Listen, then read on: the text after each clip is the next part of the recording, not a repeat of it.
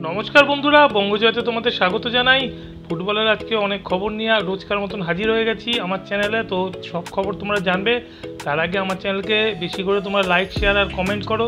আর চ্যানেলে যারা নতুন এসছো তারা অবশ্যই সাবস্ক্রাইব করে বেল বাটনটা অন করে দাও, যাতে তোমাদেরকে রোজ নিত্য নতুন ভালো ভালো ফুটবলের খবর আমি নিয়ে আসতে পারি। প্রথমেই আসি রওলেন বর্জেসের কথা। রওলেন বর্জেস কিন্তু একজন দুর্দান্ত মিডফিল্ডার, জাতীয় দলে খেলার অভিজ্ঞতা আছে। এছাড়া একটা সময় এই ফুটবলারটি কিন্তু ইস্টবেঙ্গলে খেলে গেছে এবং গোয়ার সব নামি দামি দলেও খেলেছে। তো এই মুহূর্তে তার কিন্তু এফসি গোয়ার সাথে কন্ট্রাক্ট শেষ হয়ে যাচ্ছে এবং আমরা অনেকেই ভেবেছিলাম সে হয়তো দল ছাড়বে এবং অন্য দলে জয়েন করবে, কারণ এই মরশুমে তিনি খুব বেশি ম্যাচ খেলার সুযোগ পাননি, মাত্র 11খানা ম্যাচ খেলার সুযোগ পেয়েছেন। কিন্তু যাই হোক, রওলেন বর্জেস কিন্তু এফসি গোয়ার সাথে তার কন্ট্রাক্ট এক্সটেনশন করে নিল। তার মানে তিনি আর অন্য কোনো দলে যাচ্ছেন না, তিনি এফসি গোয়াতেও থেকে যাচ্ছেন আগামী দুটো মরশুমের জন্য। এবার একটু ইস্টবেঙ্গলের খবর আসে। ইস্টবেঙ্গল গত মরশুম থেকেই কিন্তু রহিম আলীর সাথে একটা কন্ট্যাক্ট করার চেষ্টা করেছিল, কিন্তু গত মরশুমে ইস্টবেঙ্গল সেটা ফেলিওর হয়ে যায় রহিম আলীর সাথে চেন্নাই এনএফসি কন্ট্যাক্ট থাকায়। কিন্তু এই মরশুমে রহিম আলী ফ্রি ফুটবলার হয়ে গেছে এবং তার সাথে চেন্নাই এনএফসির কন্ট্যাক্ট কিন্তু শেষ হয়ে যাচ্ছে।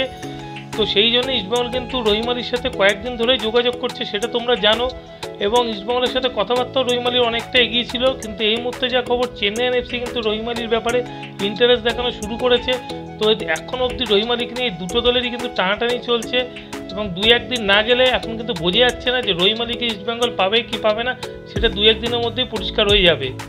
সুরেশ সিং ইয়ানজাম তোমরা সবাই জানো, একজন দুর্দান্ত মিডফিল্ডার, বেঙ্গালুরু এফসি দলের এই মুহূর্তে খেলছে। জাতীয় দলেরও একাধিক ম্যাচ খেলার অভিজ্ঞতা রয়েছে এই মিডফিল্ডারটি।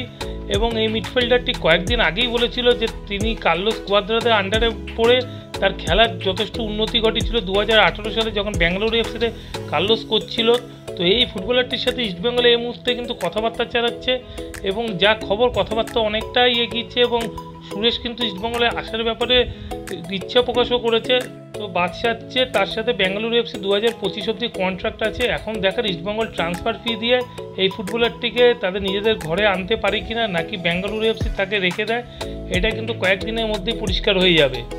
ইস্টবেঙ্গল ম্যানেজমেন্ট কিন্তু কালকে মিটিংয়ের পর একটা ঘোষণা করেছিল যে আগামী মরশুমে দল দেখলেই বুঝতে পারবেন দলের বাজেট বেড়েছে না কমেছে, আর দল 15ই জুনের মধ্যে তারা কমপ্লিট করতে চায়। তো সেই মতো কিন্তু আজকে একটা চমক দিয়ে দিয়েছে, তারা এই মুহূর্তে আপুইয়ার সাথে কথাবার্তা শুরু করেছে। মুম্বাই সিটি এফসির এই মরশুমের ক্যাপ্টেন আপুইয়া, তো আপুইয়ার সাথে কথাবার্তা শুরু করেছে। আইএসএল ফাইনালে দুর্ধর্ষ ফুটবল খেলেছিল, তবে একটা জায়গাতেই গোলমালে, সেটা হচ্ছে আপুইয়ার সাথে মুম্বাই সিটি এফসির 2026 অবধি চুক্তি আছে।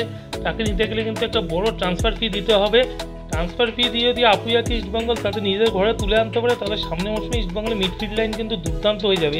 তো এইটুকুই। আগের ভিডিও যারা মিস করে গেছো তাদের জন্য কিন্তু ডিসক্রিপশন বক্সে আগের ভিডিওর লিঙ্ক দেওয়া থাকবে, লিঙ্ক ক্লিক করে তোমরা আগের ভিডিও দেখে নিও।